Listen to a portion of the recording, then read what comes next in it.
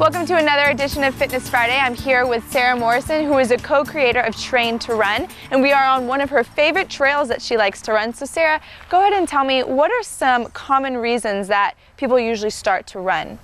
Well, there's, quite a lot. Sometimes people just want another excuse to get outside. For example, this trail is amazing and gorgeous scenery, and it just feels good, especially living in northern Michigan. You want to get sun as much as you can.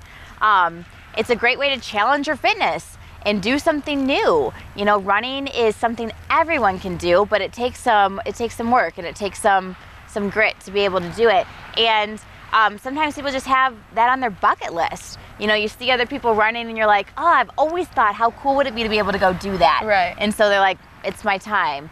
And there's this thing called a runner's high that you might have heard of, and it's the best feeling ever. After a run, you feel like you could take on the world, you can accomplish anything. It's a great stress relief and just gives you energy that you can't get from anywhere else. Absolutely. Now, I used to like to run long distance when I was younger, but lately I have trouble getting motivated. I'm not the best runner. What are some of, your top tips for people that are interested in running? Interested. I can relate. I used to hate running, and it was when I discovered what I loved about it that made it fun again. So that's really important, is to figure out what you like to just make it fun. And so that could be, maybe there's a podcast series you really love listening to and you just don't necessarily have time. Like going out for a run and being able to just get lost in podcasts is a great idea. Or make a great playlist and just jam out to some music nice and loud with no one judging you if you're listening to show tunes or hard rock or, whatever it might be. And have a buddy. Yeah. Go out there, have a friend, and you can just get lost in conversation, and that'll keep you accountable as well. So tip number one is just to make it fun, whatever that is for you. Okay, and so what about the experienced runners, people that are already running long distances and it's in their routine? What are some of the next steps that they can take? And this would be a good step for a beginner or someone who's already running. Intervals is a great place. So say you're a beginner, we'll back up there.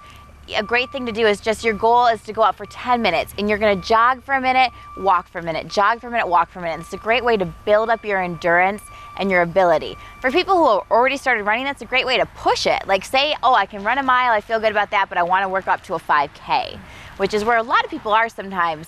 A great way to do that is run that mile and then let yourself do intervals. You're gonna walk for 60 seconds, jog for 90 seconds. 60 seconds, jog for 90. Obviously, you can change those intervals to fit you, but eventually you're gonna get to that 3 mile point. And so what about, are there any 5Ks or small town runs that people of the community can get involved in? Oh, there are so many here in northern Michigan, and I know the viewing area is pretty big, about 9 counties, and there's a 5K in all those counties. If you hop on Google and just type in local 5Ks or go to your chamber website, you're gonna find a ton of those. For example, in Alpena, we have one coming up on 4th of July. It's a pretty big one.